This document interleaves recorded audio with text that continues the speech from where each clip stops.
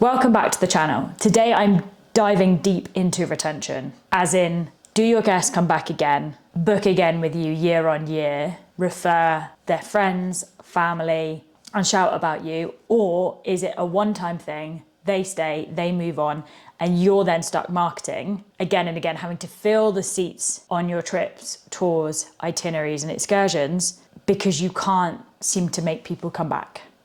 And I'm going to specifically be talking about what you might be missing right now and how you can make a shift in order to be able to make sure that this is consistent. It's something that is possible for you, even if you're capped at time and capacity in the business, and how you can free up more of that time, budget, to be able to focus on your existing clients versus feeling like you're continually having to bring in new ones. And if you're new to the channel, I'm Bella Hegarty, and I am a customer experience and operations consultant for adventure and experiential travel businesses like yours. And I look at how we can reduce the friction points between delivery and structure a client and delivery experience so your itineraries bring guests back, they're really easy to deliver, and they have people shouting about you so that you can either grow or expand and scale in the way that supports you and where you're looking to take your business. So let's dive right in. Most founders think that growth means more bookings, more marketing, more. But if your retention sits about 20% or even less than 50%, it means that 8 out of 10 of your guests will never book with you again. And here's why that matters. You end up spending time and budget replacing that demand continuously instead of building that trust within your existing client base to have them come back again. So even if your marketing and advertising is working and the demand is high, it's costing you and your team time. The curation of itineraries, the liaising with suppliers, the communication, the handovers, the admin, there's a lot of heavy lifting before the trip's even begun. The real issue and why clients don't necessarily come back could be a multitude of reasons. But typically what I see is that it's the friction in your client experience. There is not a seamless journey from end to end. So we always seem to remember the most traumatic things when we go away versus the memories that were absolutely incredible. And I'm not sure why. And if I speak to my sister every single time and I talk to her about any memories that we've possibly had, she always remembers so vividly the things that may have caused some kind of trauma or were frustrating versus the things that were absolutely amazing that we've all had a great experience and a memory that we enjoyed together. And often that's because those things stick a little bit more and the feelings associated with that. So communicating with too many people, not having a singular point of contact, or not having a really clear handover so you know what to expect and when. There's an email that's been missed that has key information on what to pack, what time a car's arriving, missing an alarm, dietary requirements, not knowing what possible food there is, what the itinerary of the adventure is, like all these small things in terms of communication. And then when you get there, it can be the smallest things like your room is filthy. And if you don't set that expectation that you're going camping, you're going to be in the mountains, or you're not in the most luxury accommodation, people don't have an awareness of things that they don't know. And often we just assume that they have experience. And if we don't know their experience level and we don't check their experience level, their expectations might be misaligned with reality. And often it's the smallest things that happen that build up to cause bigger problems, bigger frictions. It breaks down their trust. And when it comes to rebuying or buying something in general, we always buy something or from a brand or from an experience we trust. That's why we look at reviews. That's why we ask friends and family. That's why we do the research on the place that we're looking at, or you go to advisors. That's why your business is made up of the way it is, because there is a certain element of trust that we have in specialists to have that knowledge and that local in-depth information about that destination or that experience that they're possibly going to have. And that makes a huge difference to what memories are created and what you remember. I think when you're going somewhere, and I remember being really young and in the Caribbean, I distinctly remember my dad going and asking someone at the hotel we were staying at for recommended restaurants, because he's someone that just never, we'd stayed at a hotel, but we never ate there. and we'd always go out, which is why we don't stay in hotels typically. I don't stay in hotels as much anymore, but we went away and we found all these local little pockets of beaches and zip wires through the jungle. And we went to this one restaurant that was so typically Caribbean, and there was little hermit crabs like crawling across the ground. The food was like this absolutely incredible rice, and there was music playing in the background and like live music there. And I would never have known that if you didn't ask someone local. So we know, you know, that that's why you have those people. You have people that are specialists and advisors in your business that instill that level of trust. And if that breaks down from something else, they're not likely to go back to you, but they'll also tell other people not to book through you again. Going back to that element of what my sister used to say, we remember all the traumatic things and we tell people about the traumatic things. If I think about what your guests actually want by going through you as a tour operator, a travel advisor, and a tour company, they want to feel looked after. They are doing this because they don't want to plan it themselves. They want the journey, the itinerary to be taken care of. And probably if you ask them, and this is my assumption, and it'd be interesting to see what, if I was to speak to them, what they'd say, they just want to turn up and enjoy versus feeling like they have to be on top of the organising and making sure that they know what is happening, and when they're not in control of that, they want to be taken care of. They want to feel like you have it handled. We're going to talk about the 3 internal breakers that stop repeat bookings.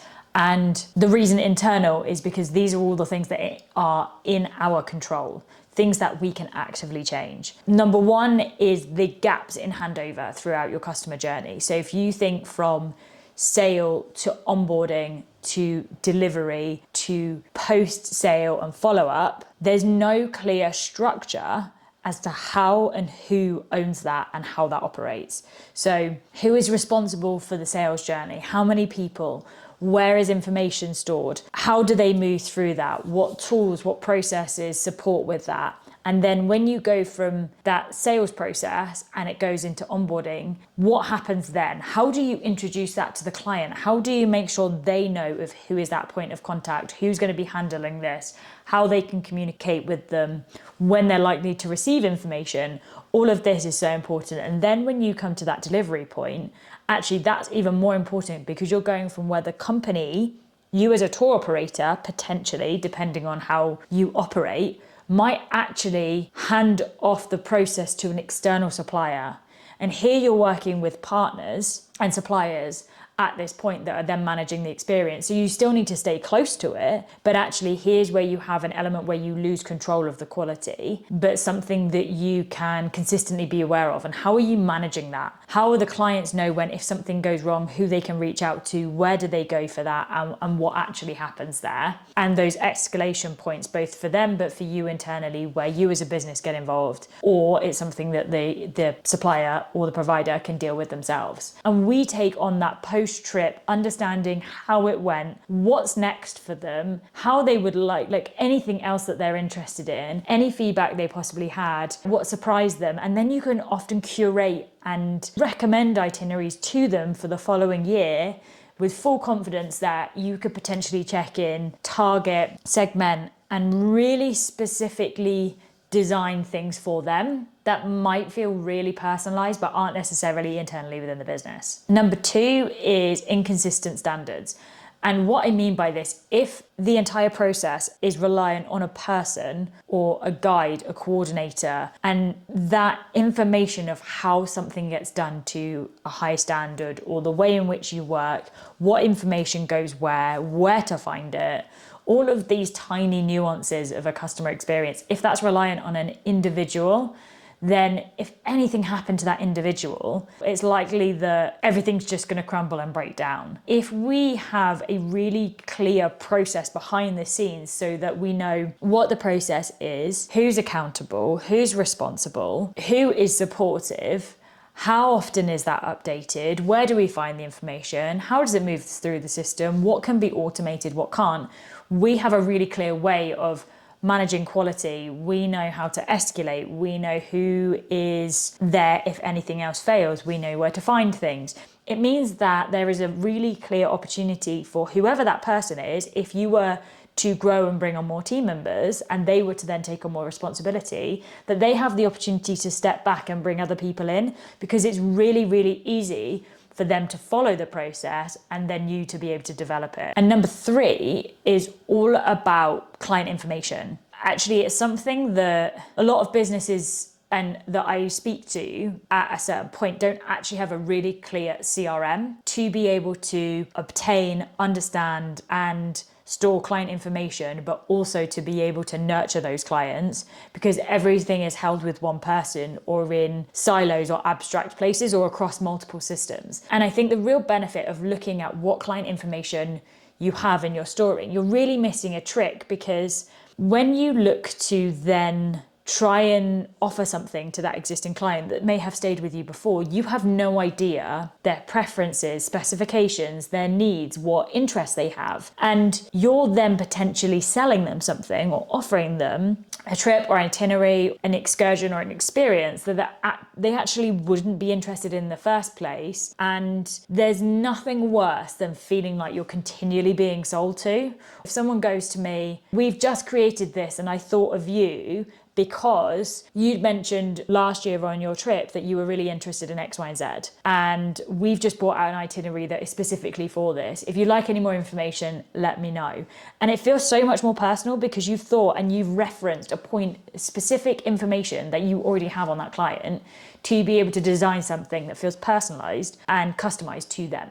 And a really quick note, if you have unhappy clients, a lot of complaints, supplier issues, or you're constantly firefighting, don't even look above. You want to start there. At that point, you need to work on quality control touch points, escalations, internal checks, supplier relations. Make sure that your experience is solid before you can start thinking about retention.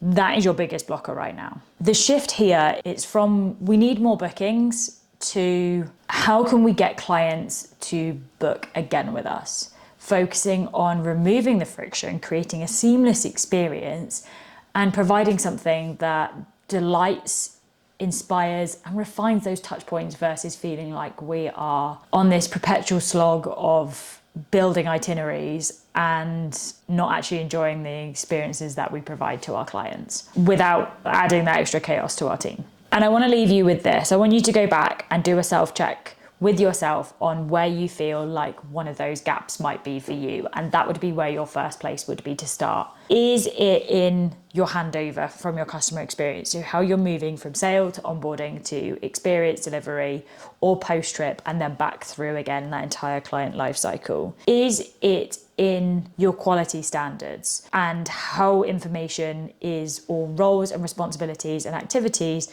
are held with a singular person and it all hinges on them, versus being in a really clear way and process of delivering so that anyone can take it on at any one time? And is it in the information that you have on your clients?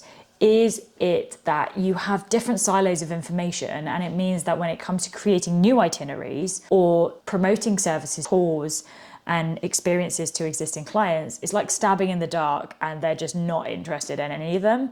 It's how can we bring that information together to make more personalized recommendations, experiences, and itineraries that actually suit our clients' needs versus just selling at them continuously. And if you liked this video, head to the channel, hit subscribe, and I would love it if you liked it. Drop any comments of things that might have resonated, things that didn't feel right, any objections that you have. I'm all for them because I'd love to know what's happening for you in your business and how you're looking at improving operations and improving client retention. And if this resonated and you want deeper insights, join my email newsletter, which I'll pop in the description, The Long Stay, where I share practical ideas, things that you can go away and implement with yourself and your team straight away, twice a week. It's not overwhelming, but it's something that breaks a lot of these concepts down, but puts them on a really practical level that you can read, digest, and go and do. I will see you in the next one.